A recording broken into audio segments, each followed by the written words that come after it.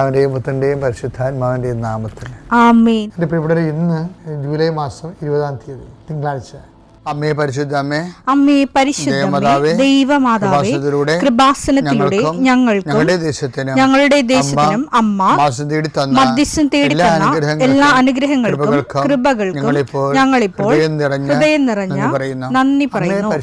അമ്മേ പരിശുദ്ധമേ, ദൈവമാതാവേ, 2004 ഡിസംബർ 7-ാം തീയതി ഉച്ചകഴിഞ്ഞ് 2:30 കൃപാസനത്തിൽ സംഭവിച്ച അമ്മയുടെ പ്രത്യക്ഷപ്പെടലിനെ കുറിച്ച് തിരുസഭയ്ക്ക് സമർപ്പിച്ചിരിക്കുന്ന പഠനരേഖകളുടെ മേൽ സഭാത്മകമായ പഠനം ആരംഭിക്കുവാൻ ഞങ്ങൾ പ്രാർത്ഥിക്കുന്നു. അമ്മേ പരിശുദ്ധമേ, ഭൂസ്വർലോകങ്ങളുടെ രാജ്ഞിയായ അങ്ങേയ്ക്ക് ഭൗമസംരക്ഷണത്തിനായി പ്രപഞ്ചപ്രകൃതിയെ തന്നെ തിരുസഭ പ്രതിഷ്ഠിക്കുവാൻ ഈ പ്രത്യക്ഷീകരണം വഴി ഇടയാക്കണമേ. പരിശുദ്ധമേ, ജപമാല മാതാവേ, സകല കൃപാസനം പ്രാർത്ഥനയോടും ചേർത്ത് ഞങ്ങളിപ്പോൾ പ്രാർത്ഥിക്കുന്ന ഈ കുടുംബത്തിന്റെ പ്രത്യേക നിയോഗം പറ മക്കളെ.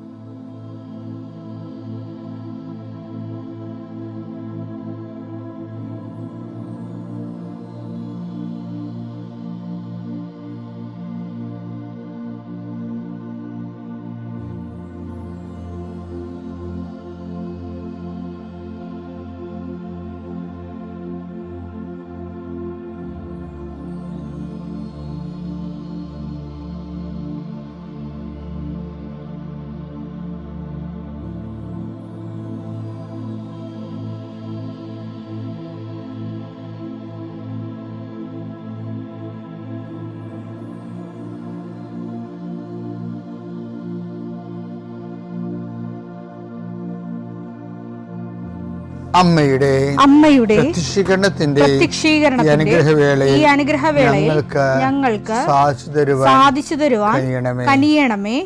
ആമേൻ. വിശ്വാസ പ്രമാണം. സർവശക്തനായ പിതാവും ആകാശത്തിന്റെയും ഭൂമിയുടെയും സൃഷ്ടാവുമായ ദൈവത്തിൽ ഞാൻ വിശ്വസിക്കുന്നു.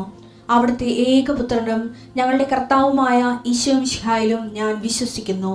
ഈ പുത്രൻ പരിശുദ്ധാത്മാവിനാൽ ഗർഭസ്ഥനായി കന്യകാമറിയത്തിൽ നിന്ന് പിറന്ന് പൊന്തിയോസ് പീലാത്തോസിന്റെ കാലത്ത് പീഡകൾ സഹിച്ച് കുരിശിൽ തറയ്ക്കപ്പെട്ട് മരിച്ച് അടക്കപ്പെട്ട് പാതാളങ്ങളിൽ ഇറങ്ങി മരിച്ചവരുടെ ഇടയിൽ നിന്ന് 3-ാം നാൾ ഉയർത്ത് സ്വർഗത്തിലേക്ക് എഴുന്നള്ളി സർവശക്തിയുള്ള പിതാവായ ദൈവത്തിന്റെ വലതുഭാഗത്തിരിക്കുന്നു.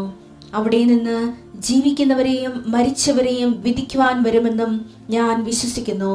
പരിശുദ്ധാത്മാവിലും ഞാൻ വിശ്വസിക്കുന്നു.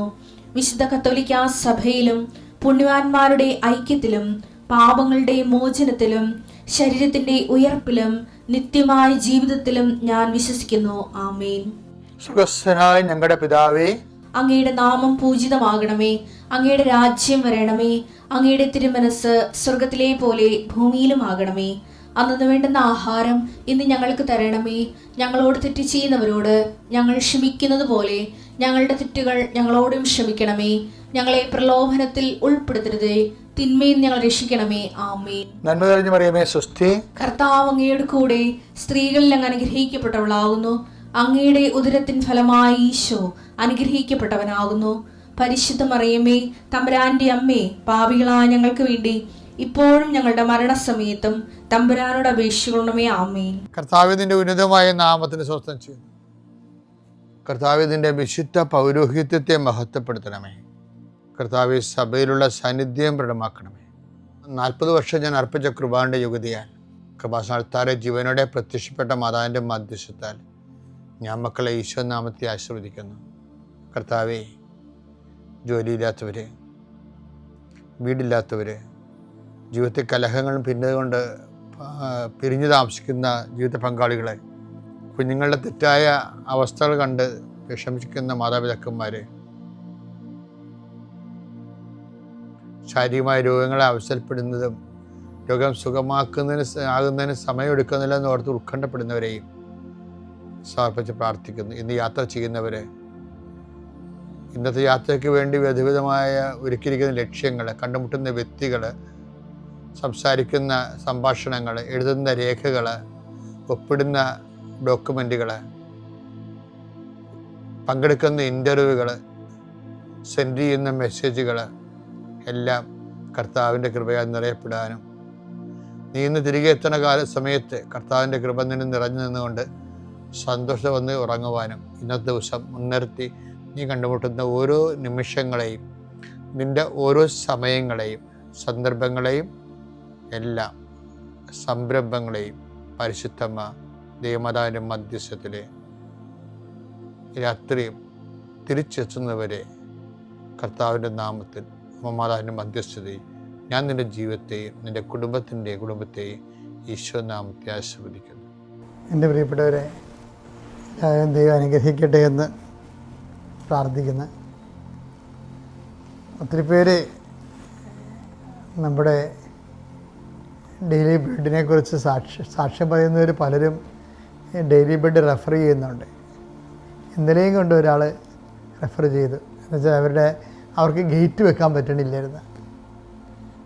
അപ്പോൾ ഞാൻ ഡെയിലി ബ്രെഡിൽ ഇടയ്ക്ക് പറയാറില്ലേ, നിങ്ങൾക്ക് എന്തെങ്കിലും തടസ്സങ്ങളുണ്ടെങ്കിൽ നിങ്ങൾ മൊബൈലുമായിട്ട് ആ സ്ഥലത്ത് പോയി നിന്ന് പ്രാർത്ഥിക്കുകയും ഡെയിലി ബ്രെഡ് കൂടുകയും അതിൻ്റെ പ്രാർത്ഥനയുടെ ആശീർവാദത്തിൻ്റെ സമയത്ത് ആ സ്ഥലത്ത് നിങ്ങൾ പോയി ആ സ്ഥലത്തെ ആശീർവദിക്കുകയും ചെയ്യണമെന്ന് പറഞ്ഞായിരുന്നു. ഇന്നലെ അങ്ങനെ ഒരു സാക്ഷി നല്ല വന്നത് എന്താ വെച്ചാൽ അവർ വർഷങ്ങളായിട്ട് അവർക്ക് പല തടസ്സങ്ങളും പല ശത്രുതയും കാരണം പലരുടെയും ശത്രുത കാരണം ഗേറ്റ് വെക്കാൻ പറ്റണില്ലായിരുന്നു. 8 ദിവസം ഈ ഡെയിലി ബ്രെഡ് കഴിഞ്ഞതിൻ്റെ പ്രാർത്ഥന കഴിഞ്ഞ് ആ സ്ഥലത്ത് പോയി പ്രാർത്ഥിച്ച ആ സമയത്ത് 8 ദിവസങ്ങൾക്കുള്ളിൽ തടസ്സം മാറി ഒരു ഗേറ്റ് വെച്ച്. എനിക്ക് തോന്നുന്നത് നിങ്ങൾ അത് നമ്മുടെ ഇപ്പം ജനക്കൂട്ടത്തെ കണ്ടപ്പോൾ ഈശോയ്ക്ക് എന്ത് തോന്നിയെന്നാണ് പറയണത്? കരുതൽ തോന്നി അല്ലേ? അവരോട് അനുകമ്പയാണ് തോന്നിയത്. അത് വായിച്ചത് മത്തായി 9:36. മത്തായി 9:36. ജനക്കൂട്ടങ്ങളെ കണ്ടപ്പോൾ യേശുവിന് അവരുടെ മേൽ അനുകമ്പ തോന്നി. അവർ അതായത് ദൈവത്തിന് നമ്മളോട് അനുകമ്പ തോന്നുമ്പോൾ തന്നെ ആ ലൈഫ് സിറ്റുവേഷൻ ചേഞ്ചാകുകയാണ്. എന്താണ്? അവിടെ വിശപ്പ് മാറി, അവിടെ വിശപ്പ് അന്വേഷിക്കാനും കേൾക്കാനും തിരക്കാനും ഒക്കെ ഒരാളുണ്ടെന്ന് മനസ്സിലായി. പക്ഷേ ഇതിൻ്റെ വിഷയം എന്ന് പറയുന്നത് ദൈവത്തിൻ്റെ വചനങ്ങളുടെ എല്ലാത്തിൻ്റെ ഒരു ഇൻ്റർലോക്ക് വചനങ്ങളാണ്. എന്ന് വെച്ച് കഴിഞ്ഞാൽ ദൈവം ഒരു കാര്യം ചെയ്താൽ ഉടനെ ദൈവം അത് പറഞ്ഞില്ലെങ്കിലും പ്രതീക്ഷിക്കണത് എന്താണെന്ന് വെച്ചറിയാം, അത് മറിച്ച് നമ്മളും ചെയ്യണമെന്നാണ്.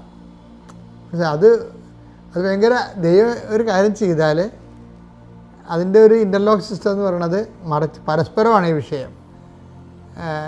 അതായത് നമ്മളും അതുപോലെ ചെയ്യണമെന്നാണ്. അതല്ലേ നീയും പോയി അതുപോലെ ചെയ്യാനൊക്കെ ഈശോ പറയത്തില്ലേ? അതിനടുത്ത് ലൂക്ക 10:37 യേശു പറഞ്ഞു നീയും പോയി അതുപോലെ ചെയ്യുക. നല്ല സമരിയക്കാരൻ്റെ ഉപമയിൽ പറഞ്ഞ ഒരു കാര്യമാണ്. അപ്പം നീയും പോയി അതുപോലെ ചെയ്യുക. അപ്പം ദൈവം ഉദ്ദേശിക്കണത്, ദൈവം എന്തെങ്കിലും എന്ത് വചനം പറഞ്ഞാൽ നമ്മളത് കേൾക്കുക മാത്രമല്ല, നമ്മൾ തിരിച്ച് മറ്റുള്ളവരോടും ഇനി ദൈവത്തോടും അതുപോലെ തന്നെ ചെയ്യണം. പിതാവിൻ്റെയും പുത്രൻ്റെയും പരിശുദ്ധാത്മാവിൻ്റെയും നാമത്തിൽ.